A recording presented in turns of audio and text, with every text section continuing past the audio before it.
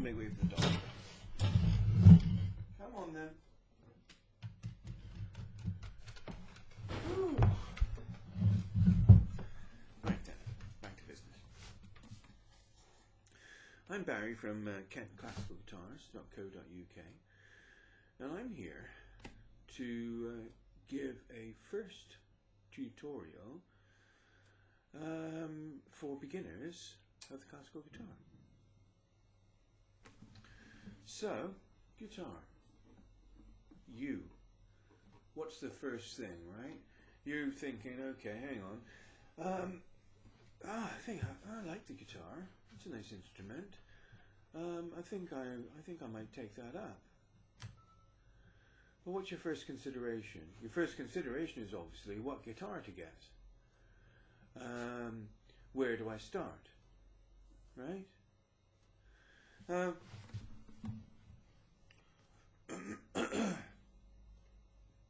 It's not a really easy question to answer.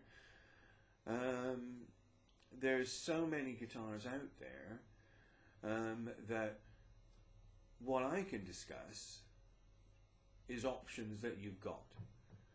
And then it's a question of options that you've got based on your wallet. Now, personally, I would say that I have looked at a lot of guitars. I've tried quite a lot of guitars. I've owned both solid tops and laminate guitars, and if I were a beginner that was not, and I was not sure whether this was something that I was going to take up permanently or not, what would my main consideration be? Well, it would be that I didn't waste too much money, and that I could recoup my investment if I decided ultimately a little bit down the road that I'm not really into this. I think I'll get out of it and sell the guitar. So what do you want? You want something that you could resell. This would make sense and not lose any money, preferably. Now this is something that you could achieve if you select the right guitar. If you look at one auction, for instance, that I recently had on eBay for my Nagoya Suzuki guitar, this would make a fantastic starter guitar that could see somebody through pretty much, well, I would say right through all the grades of their studies. If they, and before they needed to look at getting a higher end instrument. Because that guitar just made it was well balanced, it made a beautiful sound. It may not have had the, may not have been the loudest and the strongest projection, but it had a lovely, creamy, sonorous bass. It had a smooth, good treble. It was a delight to listen to. This is a guitar that you can really, really enjoy playing. And that's a guitar that sold on eBay for £60 plus postage and packaging. Now you could, on the other hand, you wanted to get a guitar that made a sound that was similar to that. I would say you'd probably have to spend about £300, 250 to £300, and get a solid top guitar. Because they don't sell laminates. They don't sell laminate guitars of that quality new anymore. And you still might not get a guitar that is going to be as pleasing in sound as that laminate guitar is. Because those Japanese laminate guitars were fantastically crafted, and they were made to last forever. So you could go out there and buy an Admiral, for instance, which is a very popular make, and most of the music shops sell them. and you could spend 200 to 300 pounds on an Admiral solid top. It'll look very nice. It will sound, you know, pretty good. But what's the resale value going to be? Within a year, you're going to lose. It's going to lose half of its value on resale. And if you buy a case with it as well, you're going to lose more money if you buy a hard case. So my suggestion there would be to look carefully, maybe get someone involved that knows a bit about guitars, to research and get a nice used instrument of quality, like one of the like a Japanese Kambara, Nagoya Suzuki, Kizo Suzuki,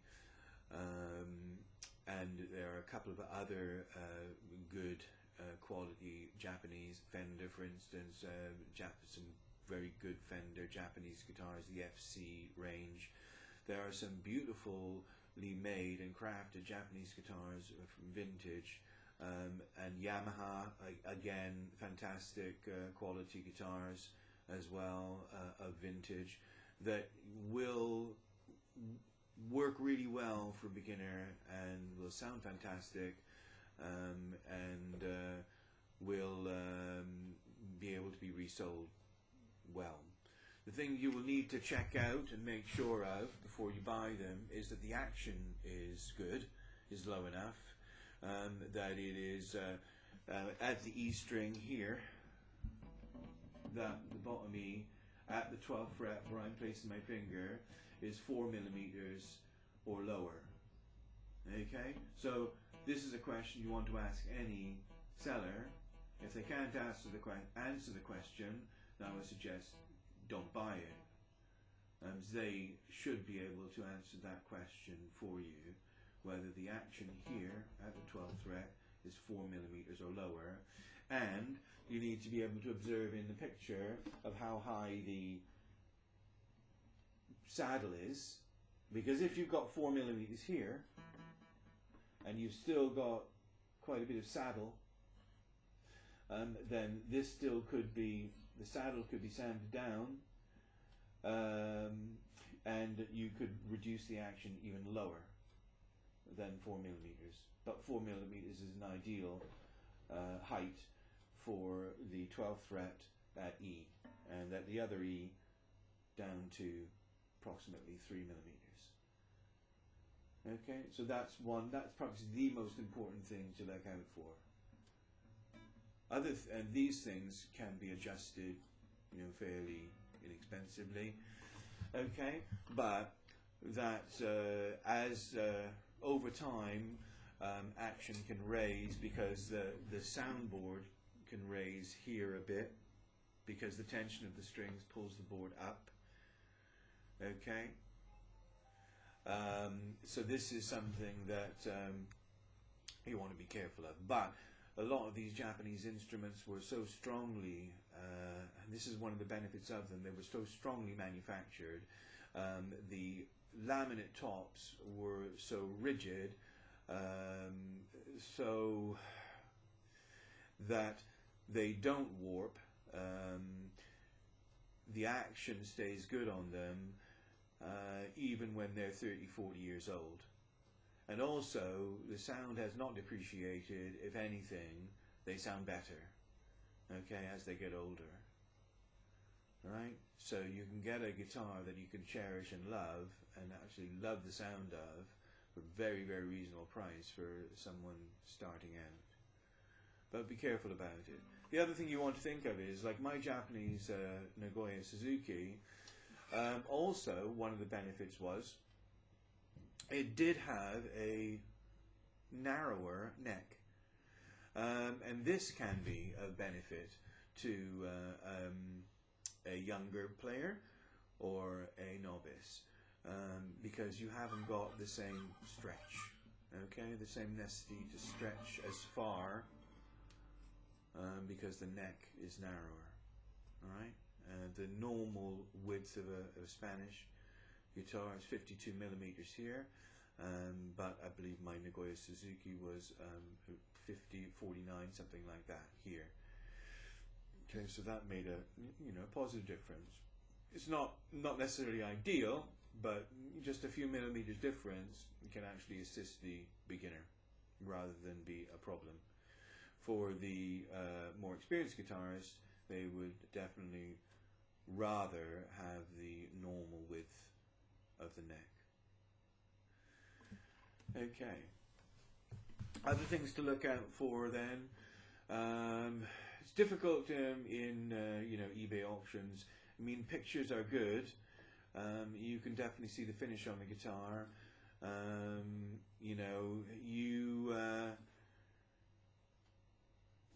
But it's a sort of, I suppose, never-ending. There are just too many things to talk about in terms of guitar choice from that point of view. But I think I've said enough. If you decide to go my route and go for use a second hand, as I said, you have to be very careful. Again, make sure of the action, very, very important.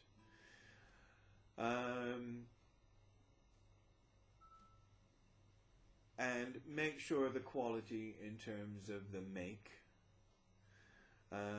Try and stick with a make like Yamaha or Suzuki, a make that has got some pedigree, that you can do some research on, and you can see from guitars that have been bought and sold that this is a good make that's got some kind of reputation.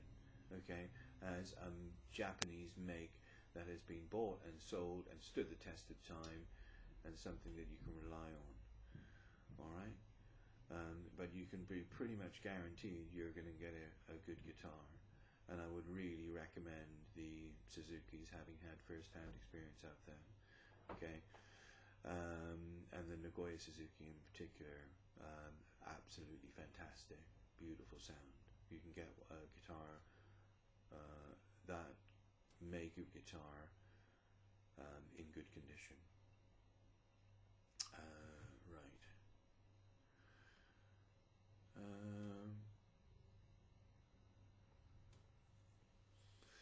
If you don't mind spending, a few £100, then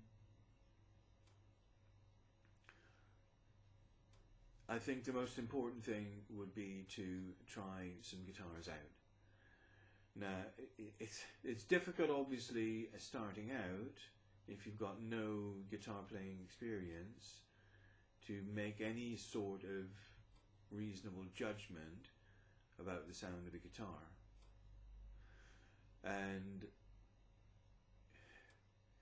But it's still an experience that is worth having. There are a couple of places, there are a number of places in the country, and it's worth doing some research in terms of, okay, where can I go to actually sit down and try some guitars out? And obviously any company, organization, or place that is selling classical guitars will have a setup, or should have a setup, where you can sit and you can try out some guitars as long as you wish to, in a reasonably sort of quiet environment, and you can get a good impression about what different guitars are like, and then you can make a decision, based on that. One of the things to consider from that point of view is that cedar. This is a cedar top guitar, solid top. Now we're talking solid top guitars here because you do not want to be going, for a laminate guitar, I don't believe anyway in this day and age, unless you're going for one of the older makes, vintage guitars. But if you're going for a modern solid top, the spruce solid tops will require more of a break-in. So you try some spruce tops out, they will not necessarily sound as good off the shelf as the cedar tops will. They'll still, you might still think, well, that sounds really nice.